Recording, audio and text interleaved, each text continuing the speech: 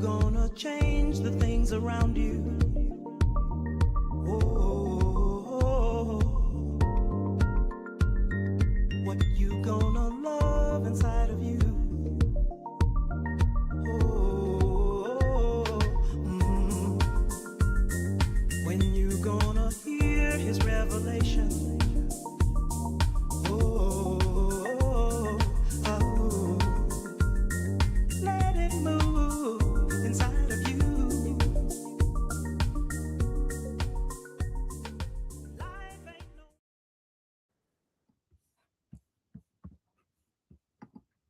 Can everyone hear me?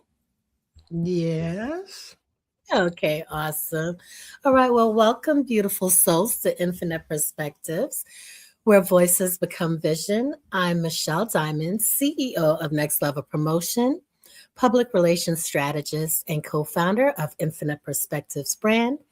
And I'm joined by my co host and co founder, the Radiant Linda Boston. Linda?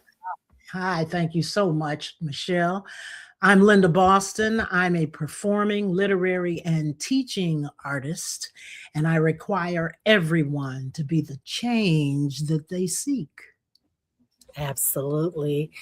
And Infinite Perspectives is proudly brought to you by Peer Incorporated, Next Level Promotion, Carlotta Cole the Brand, Moniker Enterprises, and Unlimited Networks Property Management. Tonight's conversation is not about fixing what's broken, it's about remembering what was interrupted. It's about ancestral memory, soul contracts, and the quiet work of completion. Tonight, we are honored to welcome a guide whose work lives at the intersection of education, psychology, spiritual wellness, and ancestral remembrance.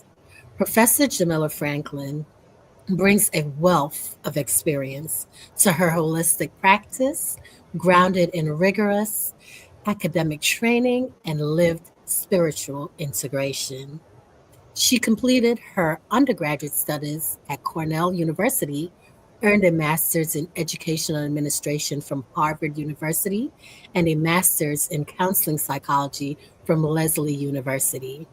But beyond credentials, her work asks deeper questions about inherited wounds, soul agreements, and what it means to heal across generations. Through her movement, Gray Lives on the Rise, she extends this work to elders, honoring memory, wisdom, and completion rather than urgency or erasure. Professor Franklin's work reminds us that healing is not always about becoming more. Sometimes it's simply about remembering what was always whole. Professor Franklin, a warm welcome to Infinite Perspectives. Thank you, beloveds, Michelle and Linda Boston. It is my honor. I was looking forward to this. I'm excited. Yes, yes, yes. Likewise. You know, your academic journey is remarkable. We're talking Cornell, Harvard, Lesley. But there's often a moment when formal education meets a deeper calling. So we're curious what first drew you into holistic healing and spiritual wellness? That's an excellent question, my sister. It was innate. It was like a natural pull for me to do that. I had gone to Cornell and majored in Africana Studies, specifically African American literature, because that was an ancestral calling for me. And then I went to Lesley University and got a master's degree in counseling psychology because I was intuitively counseling people, and people get caught up with, okay, you need to have some letters behind your name, even though you make sense. So I said, okay, let me go get my master's degree in counseling psychology. And then I wanted to teach. I went to Harvard Graduate School before I went to Lesley University. So when I went to Harvard, I said I wanted to go out to be an administrator and take it beyond just teaching, because I was teaching intuitively. And so everything that I've done has been a calling from the ancestors, even though I didn't know it at the time. But I was just naturally drawn to anything that dealt with the motherland. As a matter of fact, I have a birthmark on my back that's the shape of the continent of Africa. Oh, Wow. really? Mm. Yeah. God's tattoo. That's Yes, deep. ma'am. Yes, ma'am. That's that's deep, and I love that. So it's like it was written, pretty much, you know. And what I love about your journey is that it talks about healing. So Mhm. when did you realize some wounds aren't personal but ancestral? That what people carry isn't just memory but inheritance. Mm, Yes. wonderful question. Well, Really, yeah. in my journey as a therapist, because I've had my counseling practice for over 30 years, I realized that some of the things that people were experiencing, they had no um, explanation as to why they were experiencing the things. Let me give you an example. Sometimes people will say, I don't know why I did that. I don't know why I said that. It would just flow out of them. And then I started to do past life regressions with some people, taking them back beyond the mother's womb. And I found out this is an ancestral thing. It has nothing to do with what's currently happening in this lifetime, except that they are the avatar bodies expressing the ancestral wounds. So when I started doing that, I started making the connections. And then I said, okay, let me connect my quote unquote academic educational knowledge with my intuitive knowledge and with my quest to find out more about our history. And so it goes beyond this lifetime. It goes back to our ancestral DNA, because we come in here with ancestral DNA, and people don't realize that. We inherit things, not only in terms of the phenotype, how we look, but the energetic codes. There are codes that we come in here with. And I was able to start dealing with that in my practice, because my practice now involves a lot of different facets, but the one that I'm really focusing on a lot is healing ancestral trauma. And may I share with you one experience I had with a client, a friend of mine? Absolutely. What happened was, when I was doing this ancestral piece with her, she blanked out and she started speaking in fluent Yoruba. Now, she has never gone to Nigeria. No one in her family knows Yoruba. She doesn't Wow. really connect at that level. But she went back and fluent Yoruba, because I understand some Yoruba. And what she did, she bent down and put her hands on top of her lap, and it was fluent. And she did that for about 5 to 10 minutes. And then when she came out of it, because I initiated that with the process that I have, she came out of, she had no remembrance of any of that. She has, like I said, she has no one in her family who speaks Yoruba. No one has gone to the continent of Africa. And when I told her that, she was like, oh my God. It scared her because she blanked out, because she regressed. And the ancestors came through her to let her know that they're very real. And I've had other people do that. I've had other clients do that. They go back because we are the portal. A lot of things that have happened to our ancestors, they died with that pain and with that trauma. And people think just because people cross over that everything is healed. It is not. And I tell people to be very careful of the ancestors you call on, because all of them are not healed. Yeah. Yeah. Very If true. Aunt Betty was crazy here, she's still crazy on the other Oh, side. man. Okay. Right. I tell people, people are, it's in vogue now to have an ancestral altar. And I have one in my home. I said, but be very careful of the ones that you put on your altar, because you're inviting that energy into your home, Yes. and you're inviting it into your house. So if they're not healed, they're going to bring that trauma, that karma, and that drama into your living space. So the work that I do is I go back to see which side of the family you are experiencing the trauma, the mother's side, the father's side. And then the system that I use is so precise. I can tell you the year that it started.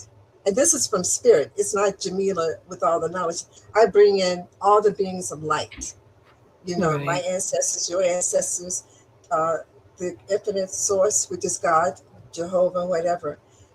They use me as the vessel to transmit the information and to clear you of the trauma, because the ancestors are saying to us, we are not healed. I chose you, Michelle. I chose you, Linda. I chose you, Jamila, to support, to help us go towards the light, because we're here now stuck here connected to the earth plane. And I tell people, because I know people who are still grieving people.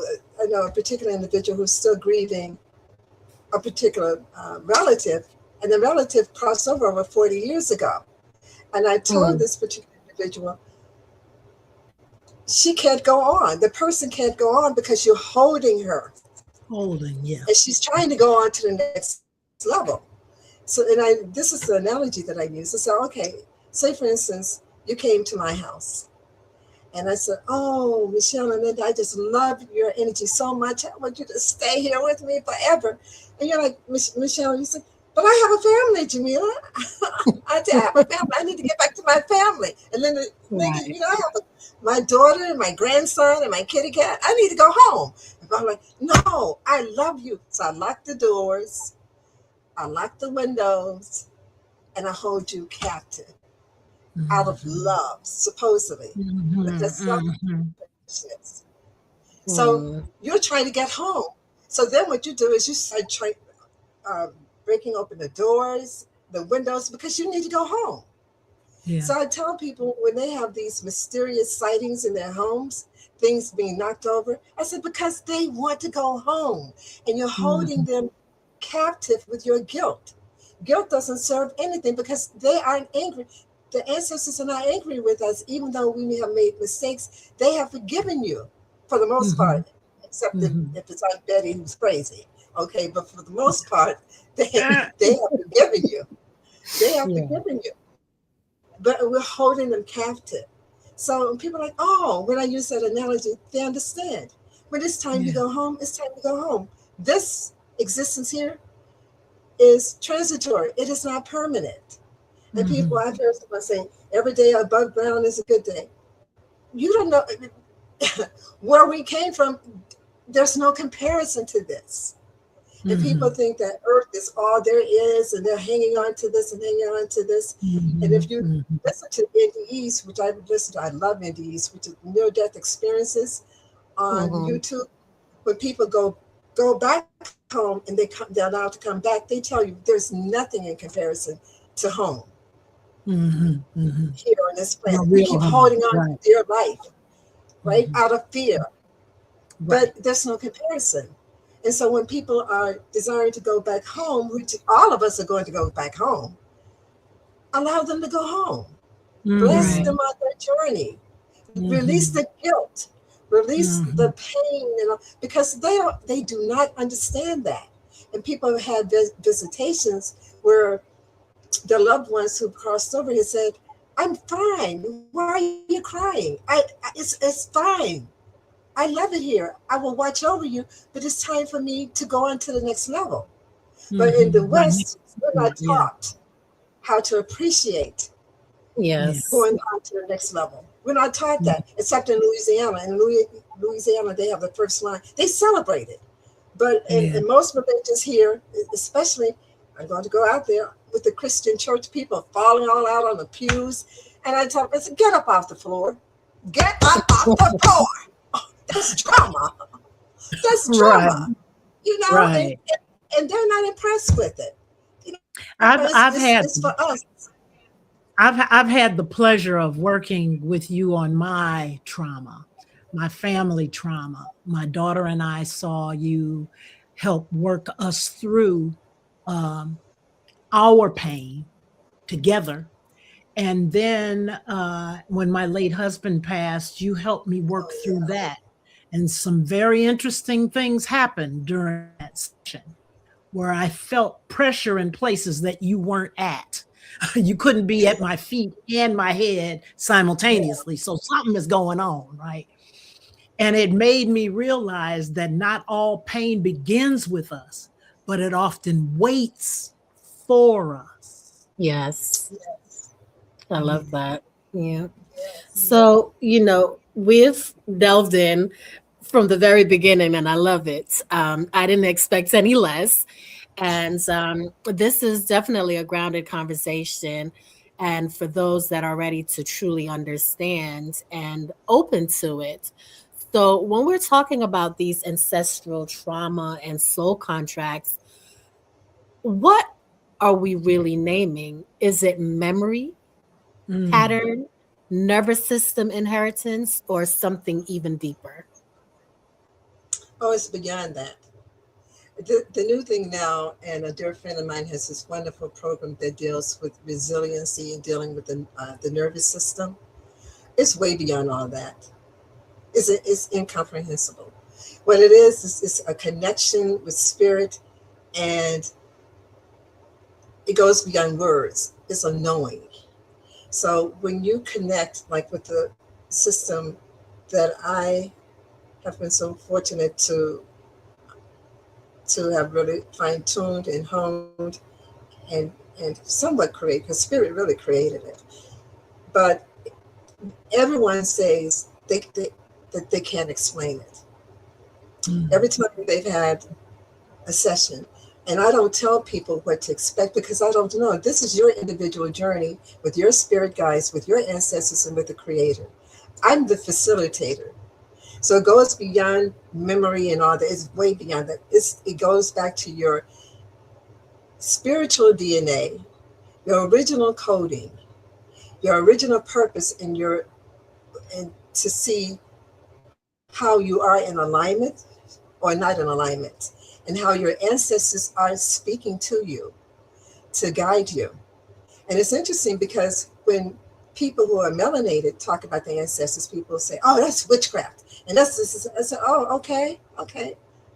Well, let's look at the American dollar. Let's look at everything in this country. Mhm. Okay, let's look at everything in this country.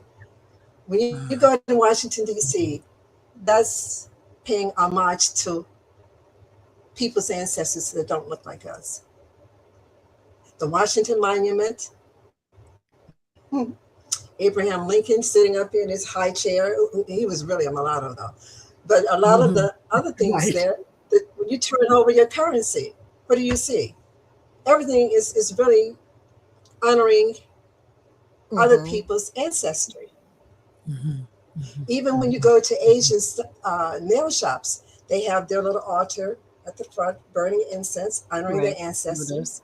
When you go to the Catholic Church, they're honoring Virgin Mary and their ancestral, and even though they were really melanated too, but Melanated, yeah. their version of it. So every group has been given permission to honor their past and their ancestry.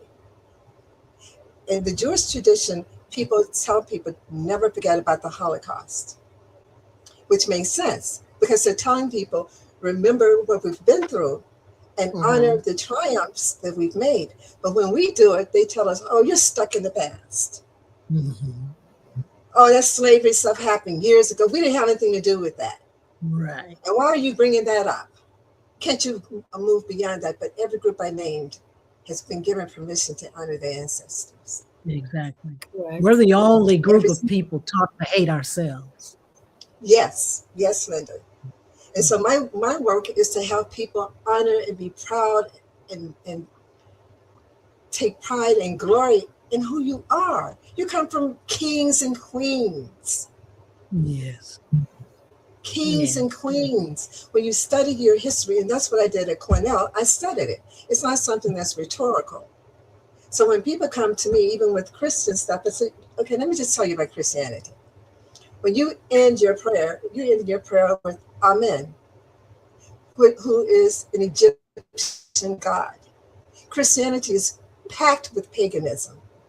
Mm-hmm. So when people come to me, I say, okay, don't come to me with rhetoric because I've studied it. Don't bring rhetoric to me because Right. we're going to have a deep discussion. Right. And so they back up. Mm-hmm. I said, because what you're saying is not based on any historical fact. Right. Right. It's packed with paganism.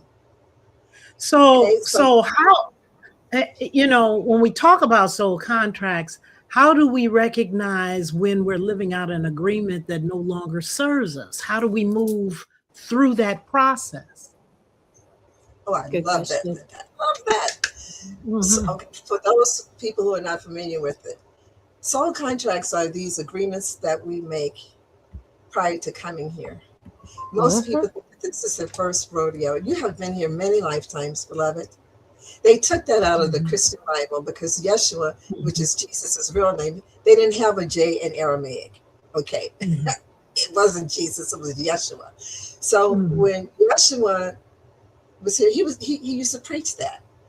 And so what he was saying to people is that you come here to basically redo what you didn't do in the previous lifetime. And it's no judgment. Mm-hmm. So the soul contract, this is my understanding of all of this, and I found it to be true for me, is each time you so-called leave your body, because you don't die, there's no beginning, there's no end. There's no such thing as death. Right. When you energy can't be destroyed. Right. That's right, Linda. It can't be Right. created or destroyed. Yeah. So no, you don't The die. physical body, yes, but the spirit, no. Yeah, yeah. So it just moves on to a different kind of existence. So each time you leave this, when you drop this avatar body, think of it like clothing.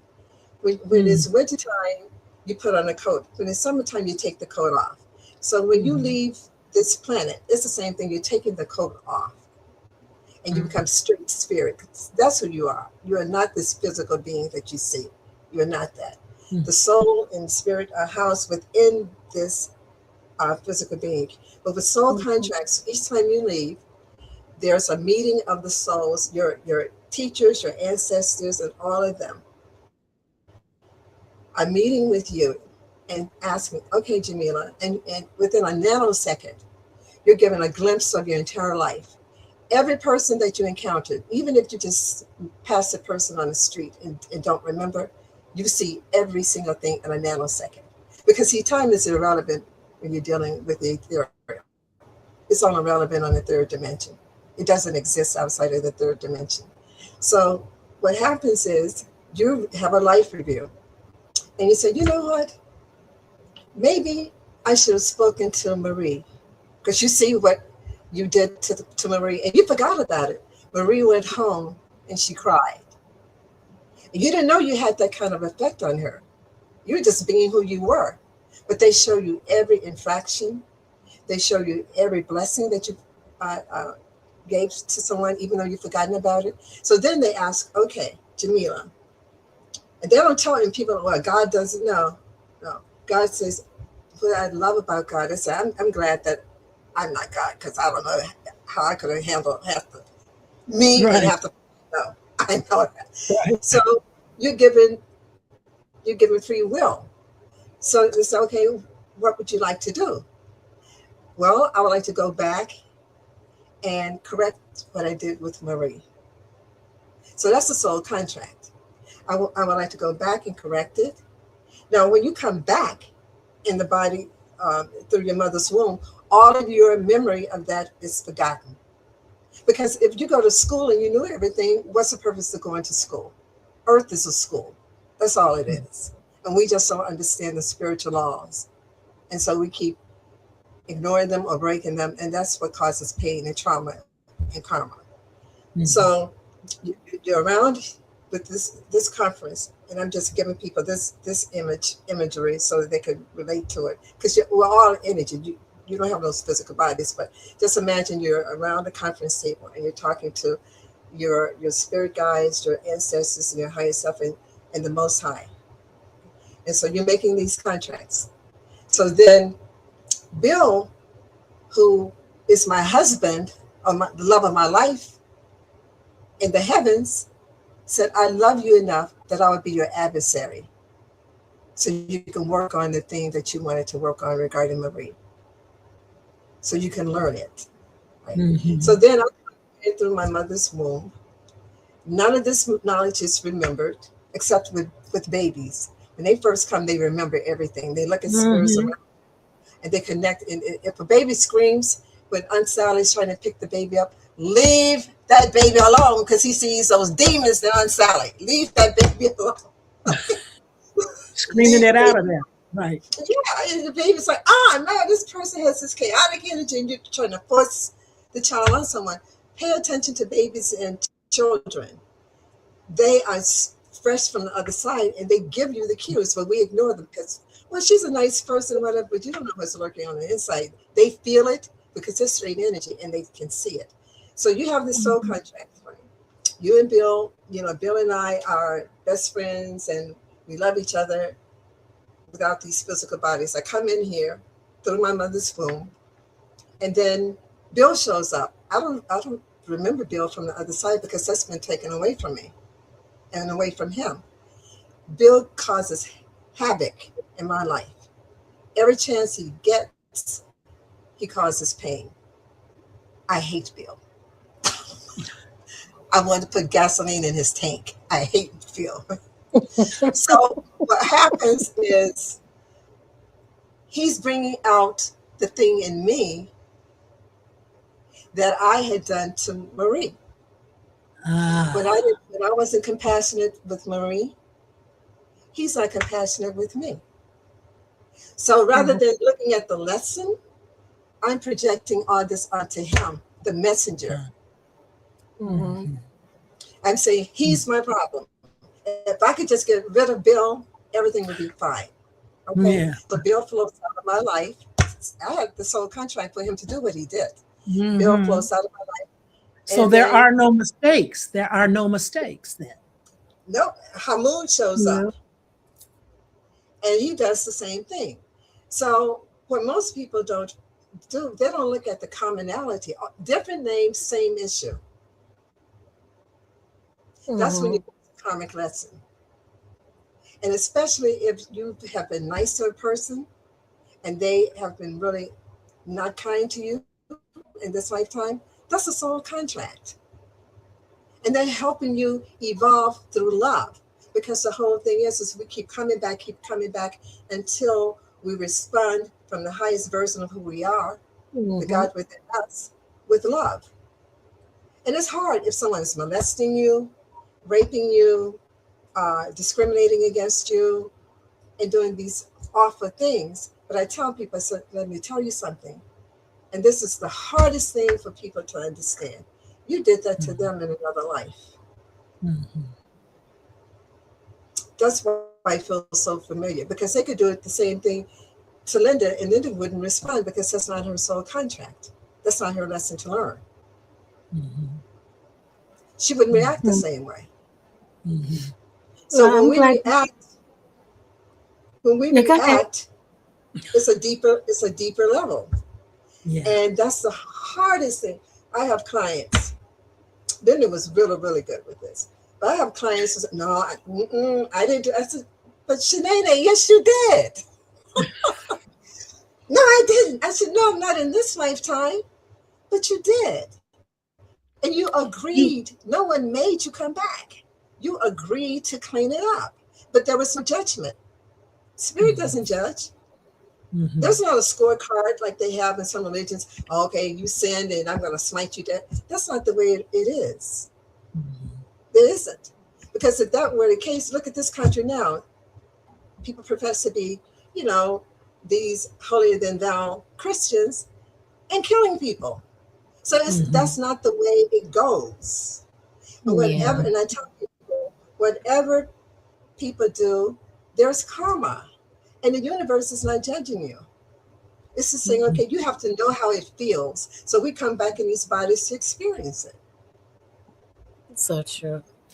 So I just wanted to point our focus on some of the comments coming in. One of your supporters, I believe, One Love CSL, stated, "Love the conversation. So much I am in alignment with. Intuition is so important as we forget the contract. We get to honor the contract without having to remember the details, perhaps so." And um, the same person stated, "So we get do-overs, and can a contract," see, that was my next question, so I will pose it for you in the way that I wanted to verse it. And what One Love CSL asks is, can a contract be broken, or is there a rider or extension?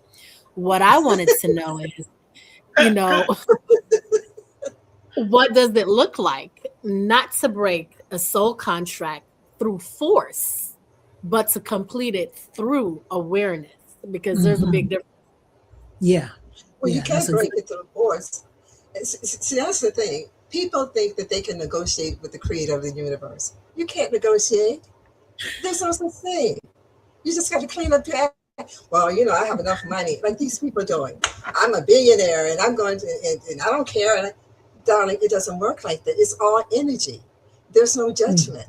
So if you put out the energy that's low vibrational, you're going to get low vibrational results. Now, you may not get it in this lifetime, but it's coming. And so in the next lifetime, you won't remember that you were cruel and you hated people of color and you did all these things, because you would be a person of color and you have to experience it. So true. Yep. Someone said years ago that Dr. Martin Luther King was a slave master in another lifetime. That fit the T. That made so much sense to me. So breaking the contract is not a literal contract. It's an energetic agreement. The way that you get exempted from that is to do the work.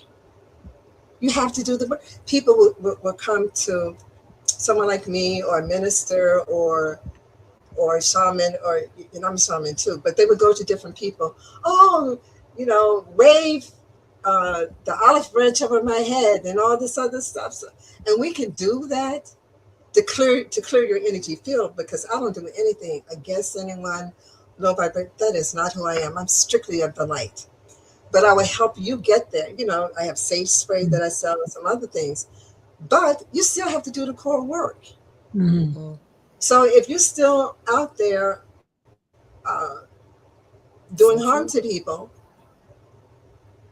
and you think that just because, a good example, and I know some people are Catholic are going to probably get mad, but they would go to the priest to be absolved of their sins, right? The mafia. Yeah, confession. Go back out, confession. Thank you, Linda. You go right back out and kill people. Okay? And like these people are doing now. Killing people, whatever. And they're thinking, okay, no. Because it comes when you least expect it. You may have an incurable disease. See, money doesn't cure everything. All these people, these billionaires, it doesn't cure your violation of the soul contract. Correct. You sell your soul. Right. And you sell your soul, that's something that you have to do. No one can exempt you from that. They can tell you that they can, and they can do some little stuff for you or whatever. But at the end of the day, that's between you and your creator and your ancestors or whatever. You have to look you in the face. Absolutely.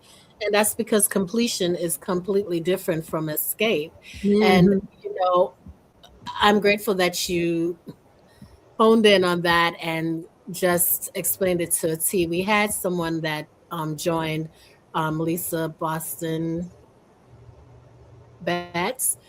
She says she's just tuning in. So absolutely, this conversation, it is in the heading. However, we will give you a brief synopsis of what's going on. This conversation this evening is focused on pretty much ancestral memory, soul contracts, and the quiet work of completion. Pretty much tapping into those that are aware and are in that transformation stage or already went through their awareness journey, or those who are intrigued or curious to learn about becoming or arrival per se. Mhm. So you're not late, you're right on time. Mhm. Hopefully Exactly. clear that up for you. Always. Right. You never, in fact, one of the things that you shared when I was visiting you, Jamila, Professor, is that the work is never done Mm, and that it Exactly. doesn't end. In Exactly. this lifetime, you keep learning and keep going through whatever you're going through until you transfer over to the other side and become an ancestor yourself. So the yeah. work is constant, and you are doing fabulous work with Gray Lives on the Rise centers, and it centers elders, those who carry lineage, memory, and lived wisdom. What happens when a society forgets to honor their elders? Because we're in a place right now, young people ain't really feeling us. And some of us are not feeling them. Yeah, Some of us right, are not feeling them. right. You know, I know in some instances I'm not. I'm like, hey, no, I can't do this. Let me work with folk who are older. I can't do Yeah. this. And what happens is everyone has been programmed. Once you leave your mother's womb, you're programmed by the third dimension, by this matrix. And if anyone hasn't watched the movie The Matrix and the trilogy, please watch it. Sophia Stewart was a black woman who wrote it, and they stole it from her. Mhm. But it, the Terminator as well. So the Matrix 1, 2, and 3, it tells you everything. So we've been programmed. So we spend the rest of our time deprogramming. Okay. But the irony of this whole thing is we came here for this experience. Mhm. Hmm. Because when we're back home in heaven or whatever people want to call it, back home with the Most High, it's bliss. There's no chaos. None of that stuff exists back home. And so what happens is after a million years, a millennium, you decide, I want a contrast. Now Mm. that sounds crazy to people because people have told me, I'm not coming back here. I say, yes, you are. You said that before. You said that before you came back. Yeah, I right, did. right. You've been I saw saying my that, hand but raised. Yeah, yeah. yeah. I saw who wants to go to Earth by the hand. I saw me in spirit. I said, girl, what were you thinking about? But what happens is that after a million years of bliss, you want a contrast. And you know that you can come back to this cesspool called Earth and transform it because you're so enlightened. You've gotten healed. You've healed your wounds and all that. But when you've gone through your mother's womb, all of that knowledge is taken away.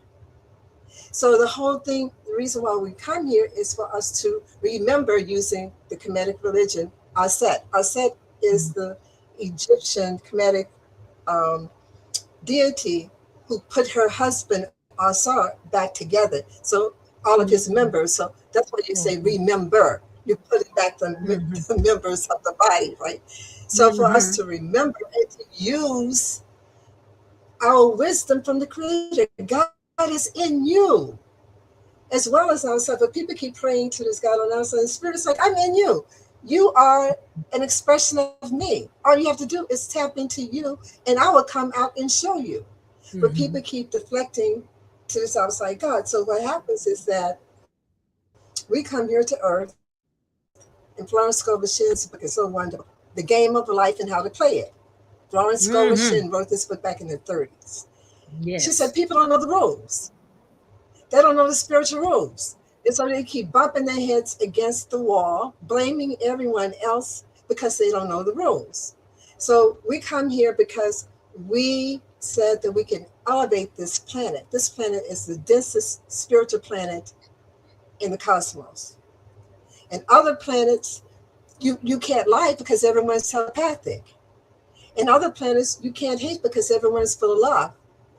Earth is the only planet where you have free will. You have free will. Now, your ancestors, your spirit guides and spirit will always show you, Sinead, I don't think you should eat that chocolate cake because it's going to put 15 pounds on you. No, I want to eat the chocolate cake. I want to eat the chocolate cake. And then 15 pounds come, and then he blames the devil. The devil didn't make you do that. The devil didn't make you do that. You did that. That's You want to funny. blame everything. But Mama never said that I like chocolate cake. She should have made. No, you had free will. Right. You did that. So Right. with this planet, it's so wonderful because God, Jehovah, whatever name you call the precious loving being of love, and it just frustrates me when people say, well, God's going to smite them dead. God is not a God of hate, and that's you. That's man. The Holy Crusades, they killed people in the name of God. That is completely crazy. The KKK, burning people on a cross. That's crazy. So the whole thing is, Spirit said, I'm going to give you free will. I will come when you ask. When you ask me to come in to help you, I will come. Otherwise, I'm going to let you figure it out. And by figuring it out through different lifetimes, you will finally come back to realize that it's all about love and that you have all the power that you're giving to everybody else. You have it within you. I gave you spirit, God. I gave you that. You just have to get still and stop running to people, stop running to substances, stop running to drugs, stop running to relationships, stop running to things that are external to you, to sit down to realize and understand that you are God in expression. Are you the God? No. Are you made in the image? Yes. Correct. Yes. I love that. So that means, and Yeshua said in Christianity, Yeshua said, he said, I'm your brother. Don't worship me. And people get mad when I say this. He said, don't worship him. He said, I'm just like you. Mm-hmm. And they have this whole thing on Christianity. He said, don't worship me. Worship he who sent me. But he said, I'm showing you magic. When Peter was about to fall into the water, he said, why, Peter? He said, JC, help me. He said, why are you waking me up? I taught you the spiritual laws. I taught you. That's the reason why my product is called Peace Be Still. I taught you to speak as though it is. You have the power. Right. And people just, they go to these religious institutions on their Sabbath, right? And they're holier than thou. And then they come out. Right. This happened to me. True. I was coming out of I was going to this church. They had an early service, and everybody's just happy. I'm in the parking lot, and I'm speaking to this woman. I said, "Greetings." I said, "Hi, how are you? I hope you didn't park in my parking space." I looked at her and said, "No, she's probably one of the ones all on the floor." Said, "Hallelujah." Don't sit on her pew either. You know what I mean? I'm like, okay, don't preach it, live it. Yeah. Be it.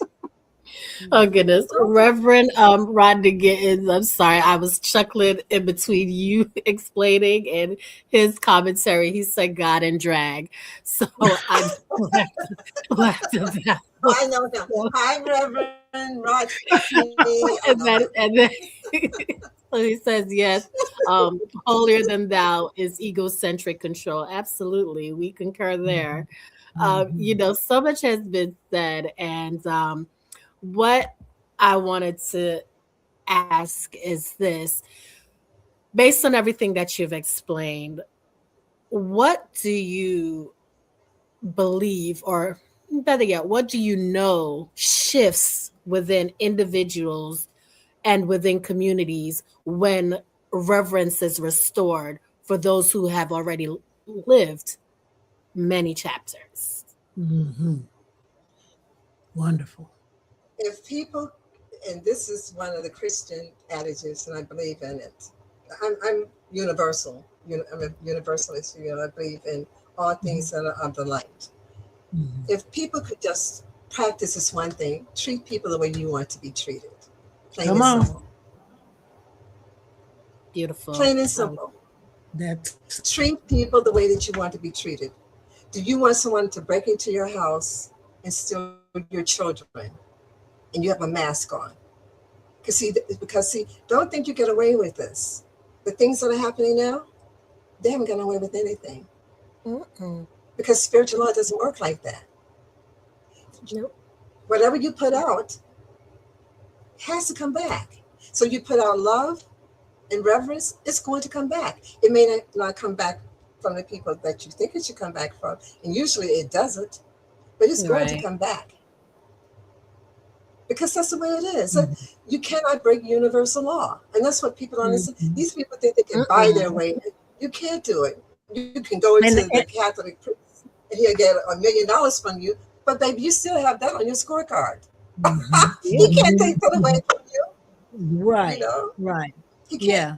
Well, folks have to remember that wisdom doesn't rush and healing doesn't Yes, need urgency.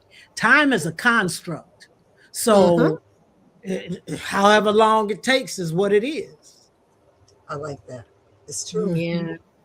And time So is a three-dimensional reality. It does not mhm, exist outside of Doesn't Earth. exist. It does not it That's exist. doesn't. it. It doesn't. Mhm. So we talked about It that the doesn't. other day. So, Mhm. question for you: when we're talking about integration, we ascension and arrival. Um, you speak about helping people ascend, but not in a way that bypasses the body or the work. Tell us, what does true spiritual ascension look like when it's integrated? Mhm. Wonderful question. Excellent. You sisters have excellent questions. True ascension is looking yourself in the mirror and owning all of you and loving all of you.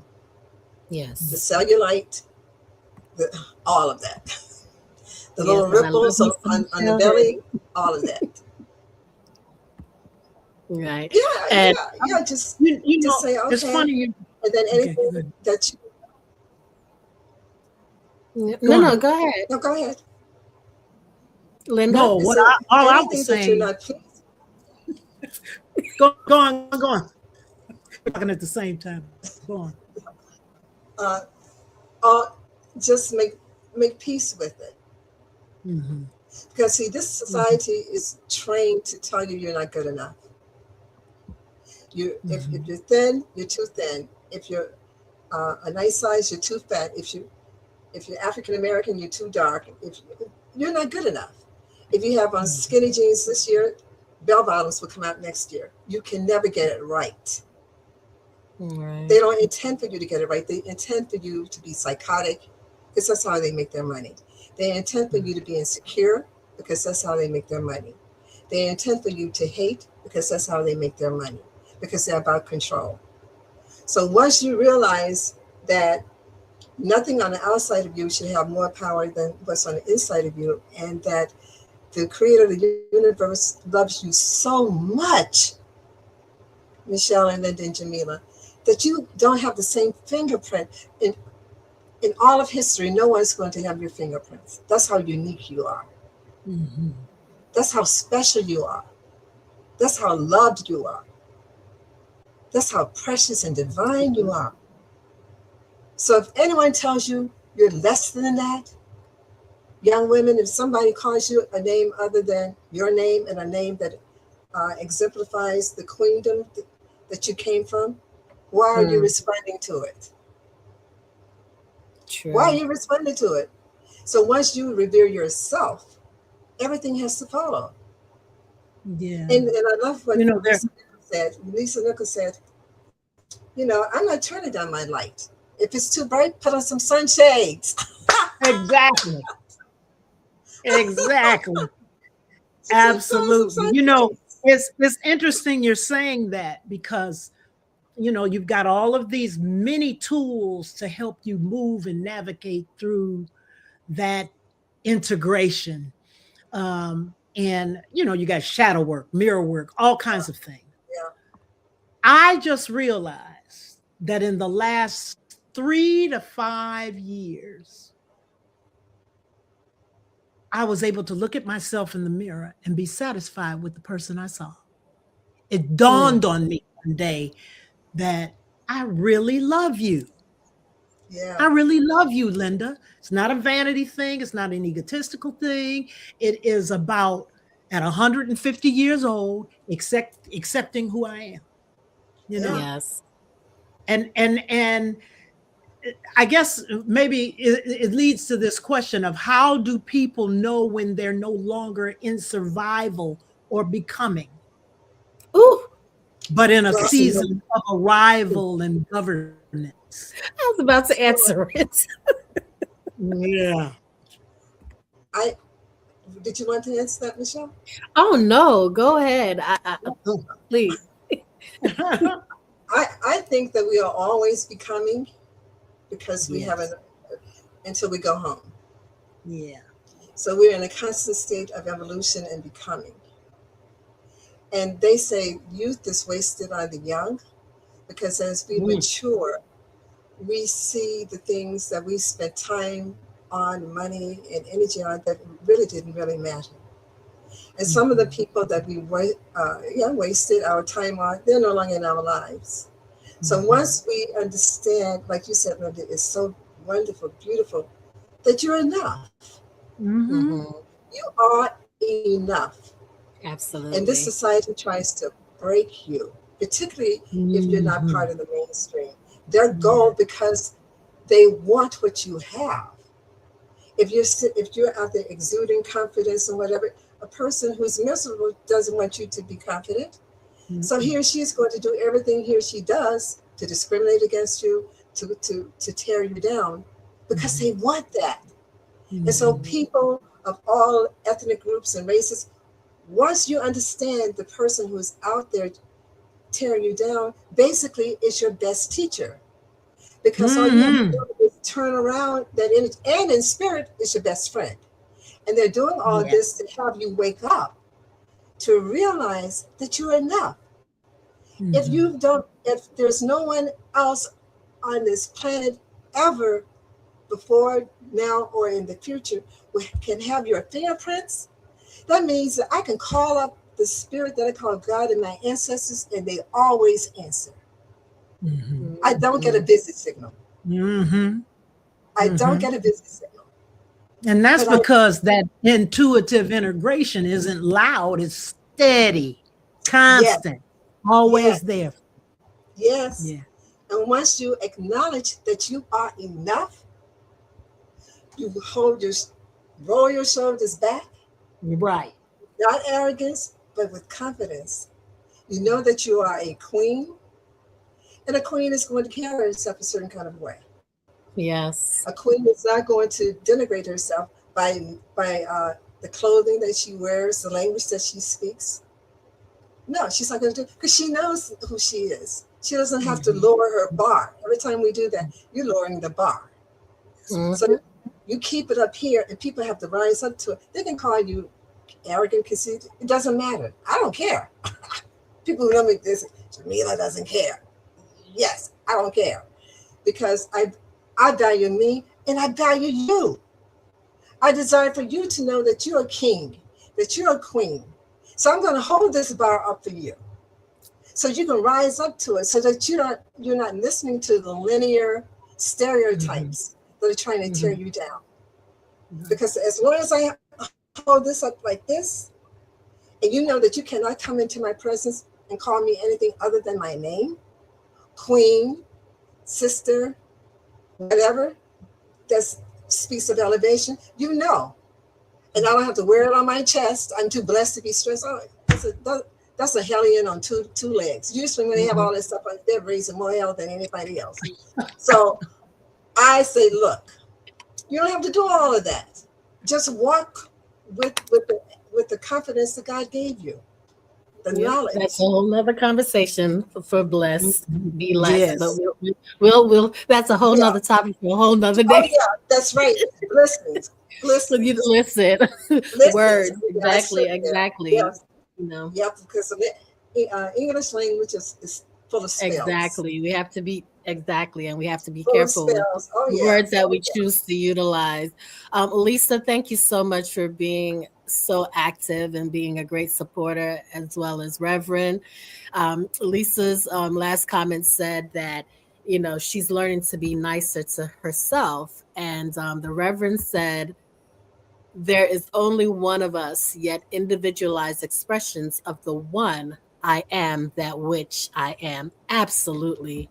Couldn't have said it any better ourselves. Um, you know, with that comment alone, I know that you're there. So, for someone beginning to sense ancestral patterns in their own life, where should they start without overwhelm? Mm, Call yeah, me. yeah. Your Call information me is flowing 800 right Professor now. Jamela. Call me. Yeah, yeah, Call me. yeah. It's She's doable. like, just call me. It's doable. It's attainable. Yeah. Yeah, but you just have to. The whole thing is, and this I like using analogies and stories. You know that you're almost there when it gets to be extremely difficult, and Mm, there are people who give up, and then we're just right there when people decide to leave this life from other kinds of for other kinds of reasons. And then when they cross over, they're like, I was just right there. Yeah, you were. But you got caught up in the illusion. Hmm. Because see, on very quickly, on this plane, you're gonna always have the contrast. We came here for that. You're gonna have yin Hmm. and yang. You're Hmm. gonna have what they call good and bad. I don't use those terms. High vibrational, low vibrational, right? But that's why we came here, because the contrast is forcing you into the next level of greatness. You cannot Hmm. become the next version of you staying at the level where you are. So, a quick example: you love your feet were a size 7, and you had these awesome shoes, Michelle. And then, oh my goodness, you love those shoes. But your feet now are a size 8, and you're trying to squeeze the size mm, 8 foot into a size 7. It's going to cause you pain. So rather mm, than Hmm. cursing the shoe, to say I've outgrown it. And most people don't Hmm. want to say I've outgrown an experience Hmm. because they mm. become attached to the person, Hmm. to the job, to the location, to whatever. But that's spirit's way of saying, Jamila, you've outgrown this. I'm taking you to another level. Trust me. And a lot of times people don't trust. They stay in toxic relationships, toxic jobs, toxic environments, toxic family, because some of the family members And have it could be and with anxious. that, it's because of the scarcity mentality, Yes, the fear of the unknown.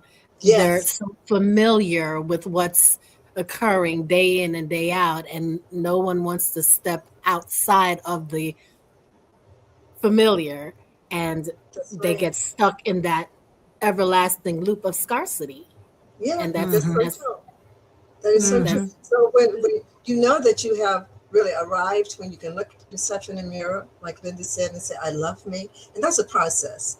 And to your point, Michelle, when you no longer think in terms of lack, when Hmm. things happen, it's the universe is put pushing you to another level.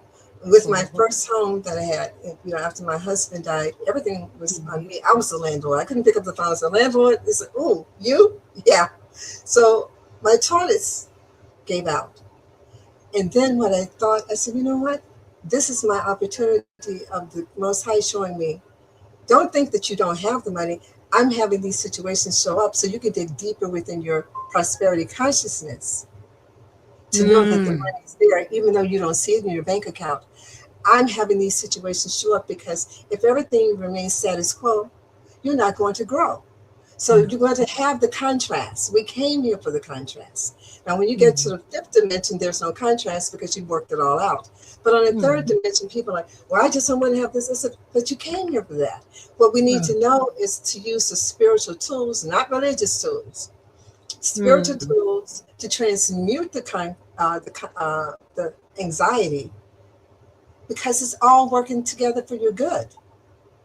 It's all working, no matter how bleak it seems. I'm telling, and I've been through some situations. I've seen betrayals. I've seen people that I've helped that have lied on me, you name it. But that comes with the territory. That comes with it. Yeah. You know, I think that an individual doesn't realize the power of their intuition. And sometimes we have to stop doing all that talking, and we have Yes. to meditate and listen. Because if you sit quiet long enough, something will speak to you and tell you what to do. So it Always. makes me ask you, we're talking about empaths now. Everybody's an empath. Okay. What practices help you stay regulated while holding space for deep healing without absorbing what isn't yours? Because we have a tendency to take in all this energy and it can go I love that backload. question. And I know you have to have something that keeps you regulated, Grounded. Yep. ground. The first thing I do is I have an ancestral altar. Okay. I acknowledge my ancestors every single day, and I acknowledge the Orishas. I acknowledge my angel powers. I acknowledge everything that is a part of who I am. And I go into deep meditation every day. First, what I do before I get out of bed is I envision the light coming through every cell of my body and permeating my body, because we are light. That's who we're, light beings. So I envision that going through every part of my body, every cell, anything that I feel that's not in alignment with an ache. Then I get up and I do my mirror work. I talk to myself from two places. I have the higher self of me talk to me, which is like you. Jamela, you are amazing. Jamela, you are forgiven. Jamela, you are forgiving. Jamela, you have the love of the Creator within you. And that's my higher self talking to the avatar. And then I said, I am amazing. I claim it. I am whatever I said with you, coming from the higher self, I own it. And then I walk outside of my room, and I acknowledge my ancestors, and I acknowledge my fur babies. But I take care of me first. And then I can feel it. I feel my connection with the Most High. Like you said, I'm not doing a lot of talking. And people have all these affirmations. They wrote down New Year's resolutions, and half of those resolutions are broken on the second day.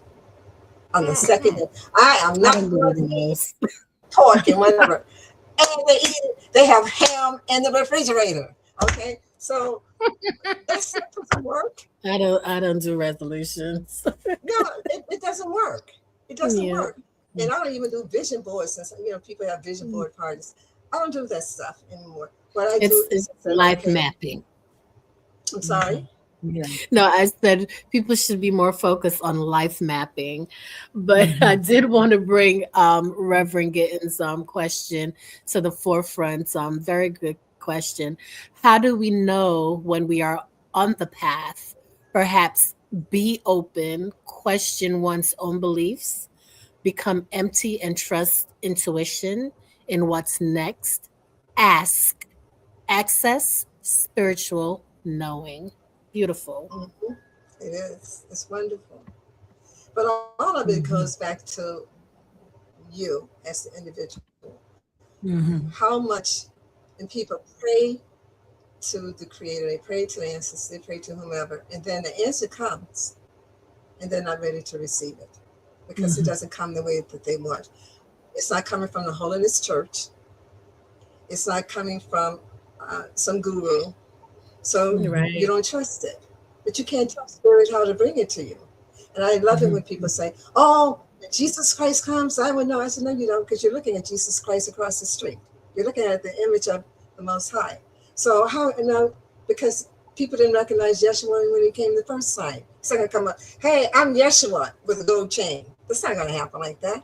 So the whole thing is, if you can't respect your fellow person who is made in the image of the Most High, right? Then all the things that you're praying for, the vision boards, the affirmations and whatever, they're all for naught. Because we have to do our inner work and look in the mirror and own every part of us. And it's not about perfection. Right. It's about owning who we are and saying, okay, I don't like what I see or hear, and I can change. It doesn't mean I'm bad or whatever. It just means I'm seeing this. It's a contrast of what I truly desire. And so I'm going to work on what I truly desire. The contrast is there for you just to get to the next level. That's all it is. It's to push you to the next level. Well, I really want you to, before we close, I want you to share how people get in contact with you and briefly talk about Gray Lives Matter. But before we close, what truth would you like our listeners to carry forward into their bodies and into their families and their lineage? What you probably shared so much with us already, but is there anything in particular you want to share? And then talk about the Oyende. Mm-hmm. It's plain and simple, one sentence.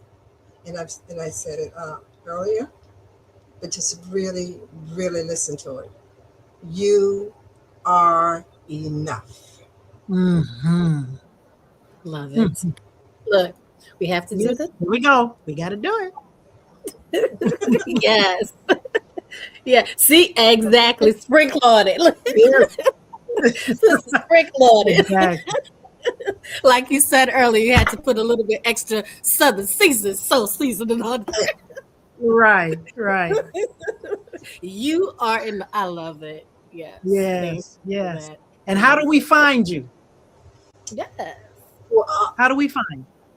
Okay, I have my website, Oyende Enterprises, and it's spelled O-Y-I-N like in Nancy, D like in dog, E, Enterprises, ENTERPRISES.com.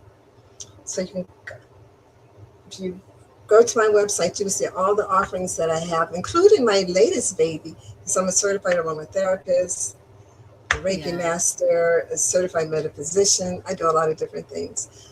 But my latest baby is Gray Lives on the Rise, and I'm so proud of her. She will be 100 in about 20 weeks. Yeah. She'll be 100. She started off as an infant, and but she doesn't need mommy anymore. She's like, Mommy, I got this. Yes. Mommy, I got this. Okay, I have my own little parliament. It's like, oh, okay, you go, little girl. Okay. Yeah. But I love it. It's on every Sunday from 7 to 8 p.m. And if you miss it, we'll go global, and we deal with issues that affect people who are 50 plus and who are seasoned, vibrant, mature, and living our best lives. Yes. And it's global. I have men and women.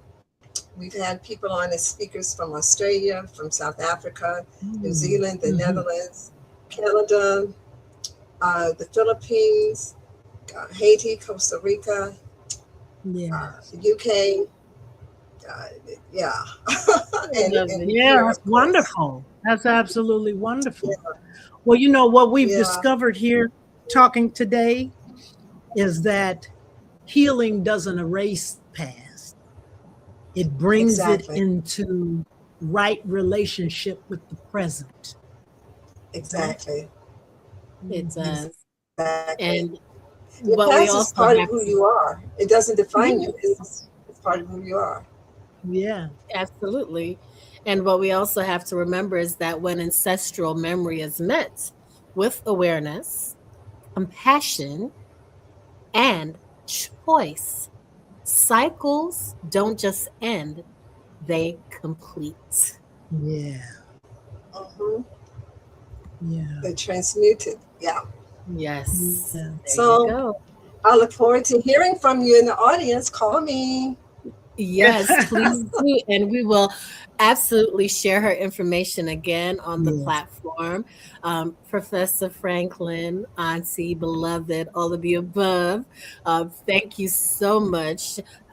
actually, let me rephrase that, much gratitude for Mhm. gracing our platform with your presence and sharing so much of your wisdom with our viewers and supporters, and of course, your supporters as well. Thank you for coming on and contributing to the conversation. It was beautifully done, and we hope that this episode sat with each of you and you're able to just sit a moment after we leave and reflect on each section that we went through, talking about trauma, talking about soul contracts, talking about our ancestors and what it means for us in our now. And with that being said, I am Michelle Diamond. And I am Linda Boston. Until next time, Stay Thank you so grounded. much, goddesses. I you're Yes. appreciate the welcome. opportunity. Thank you. Yes. Absolutely.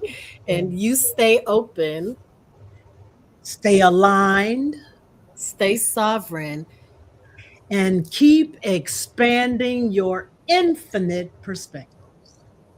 and the reason why? Because when you expand your infinite perspectives, there are infinite possibilities. Thank Thank you, you. Ashe. guys.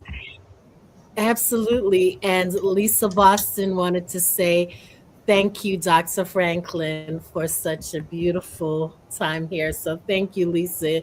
It was amazing having you on as well. Thank you for sharing. All right, guys. Well, until next time. And hopefully we'll be able to bring her back again so we could delve in some more about Gray Lives Matter when it reaches 100. Yes. Woohoo! Bye, guys. Bye bye.